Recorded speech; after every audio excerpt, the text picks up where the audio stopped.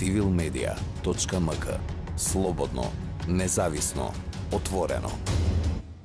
Оваа година одбележуваме 9 години од постоењето на Лице в лице, единствено улично списание за одржлив развој во земјава, инаку членка на меѓународна мрежа на улични списанија. Постоиме од 2012 година, криваме јавна свест на повеќе прашања и истовремено ја задржуваме мисијата за зајакнување ранливи сограѓани, кои што се вклучени како продавачи на списанието. Преку нивниот ангажман во Лице в лице, во суштина работиме на работна интеграција на ранливи сограѓани. Тие се вклучени како продавачи, го продаваат списанието, заработуваат половина од продажната цена и истовремено со нив се дел од низа обуки и менторирање на специјално дизајнирана менторска програма, социјално менторство, која што треба да ги подготви за пазар на труд. Најчесто работиме со партнерски организации.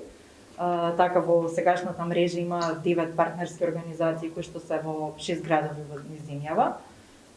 Тие директно работат со ранливи сограѓани, значи еден дел работат со лица со попреченост, друг дел работат со бездомни луѓе, понатака имаме и со поранешни младенци од улица.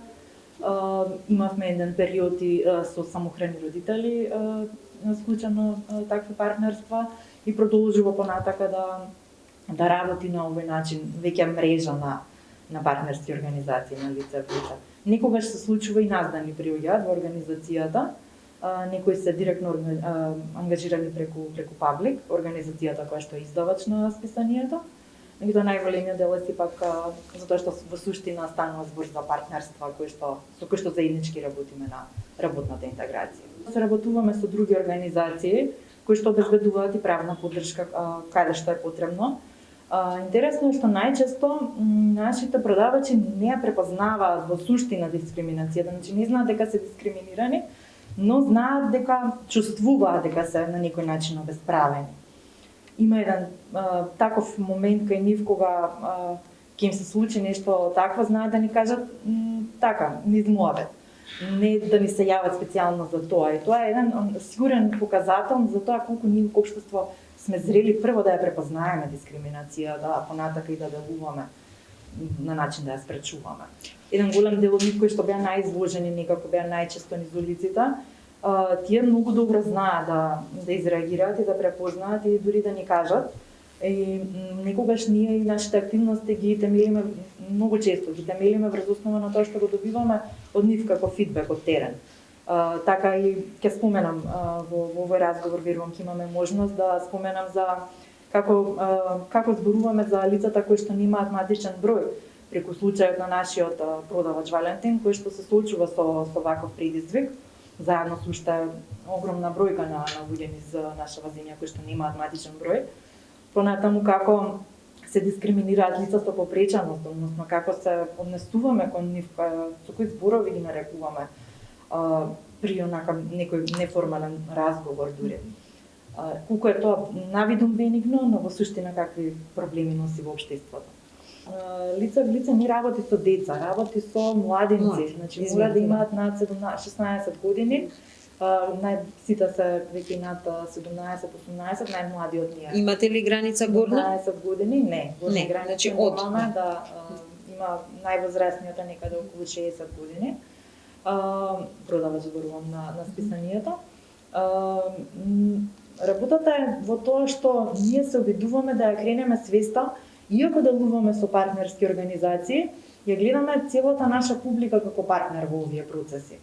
И баш го спомна тој дел Годзим, јас не сакам да живеам во ваква реалност, не се пронаоѓам во оваа реалност.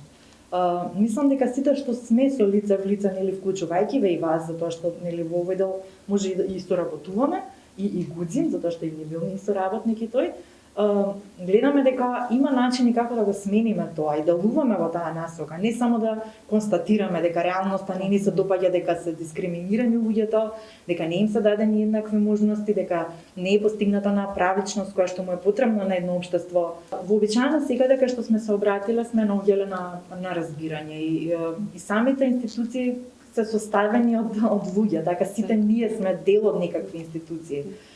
Секаде таму има луѓе и кои што разбираат и кои што сакаат да направат нешто. На никого не му одговара ваква ситуација каква што имаме на полето на дискриминацијата и неразбирањето на различностите и знаеме кое е решението. Зошто да не делуваме во таа насока? Затоа што сме мрзливи, затоа што сакаме полесно да го впериме прстот кон некого отколку нели ние да се засукаме ракавите и да си направиме нешто. И па лице в лице прави, се надеваме дека прави, затоа што менува многу процеси во нашето општество полека, бавно, да, сето тоа бавно се прави и не би ги зела заслугите исклучиво за лице в лице, туку ја често сакаме да кажеме дека тоа е една заедница на граѓани освестени кои што сакаат да придонесат секој на свој начин, нели. Случајот со Валентин изминатиот период многу често го комунициравме, бидејќи и последно што излегува, знаеме дека решението за пандемијата се вакцините и дека секој освестен граѓанин треба да се вакцинира за да можеме да ставиме нели крај на пандемијата, но што е со случајот со Валентин? Тој не може да се вакцинира воопшто. И не само Валентин. И не само Валентин, меѓутоа преку него зборуваме за целата една заедница на луѓе без матичен број. Зошто тој да не може да ги добие тие нели еднакви шанси за здравје и нормален живот како сите останати. Здравствена заштита еднаква како се. Зошто за некого е мајка, за некого маќа, така државата или системот и како тоа да го смениме. Многу ентитети се вклучени во приказната на Валентин и доаѓаме до еден заклучок дека тромиот механизам на институциите мора граѓаните да го туркаат. Да, мора да го тргнат граѓаните, бидејќи институцијата сама по себе можеби ништо никогаш нема да направи, затоа што нели тоа во некоја дупка во законот таму не пишува дека мора тоа да го направи. Верувам дека многу скоро ќе добие разрешница овој случај. Знам дека со него работи социјална менторка од Паблик, работи Сдруженијето млади правници во делот на поддршка за правна помош и верувам дека ќе може да се најде решение, особено затоа што тој ги има потребните документи за да го реши нели тоа. Валентин е продавач од прилика некои 3 години кај нас и многу пред тоа биле свесни организацијата каде што е нели матичен корисник тој, многу пред тоа биле свесни затоа што цела една заедница на соседство од кај него немаат матичен број. Тоа било затоа што неговите родители и нивните родители нели ја немале таа свесност дека треба да ги пријава децата и така натака. Едноставно меѓутоа и тие подлегнале на некакви дискриминаторски практики и на институции, и на граѓани, и на незнаење. И тука системот потфрлил во делот на образованието и кај нив. И не постојат во системот, не постојат. Тоа се туркани с генерации. И тој проблем е генерацијски проблем кој што нели мора да го запреме. Да видиме. Останува навистина не убаво да кажам дека не знаеме што ќе се случи, можам да кажам само дека веруваме дека ќе се надмине ова, бидејќи навистина 21 век. Лице в лице кога зборува за тоа дека е потребно многу да се слушаме. Слушањето е една вештина, можеби клучна во 21 век, затоа што навистина не се слушаме меѓу себе, туку слушаме до на ниво нели докаде што ни е се познато. Сето тоа што ни е ново, некако имаме тенденција да го отфрлиме.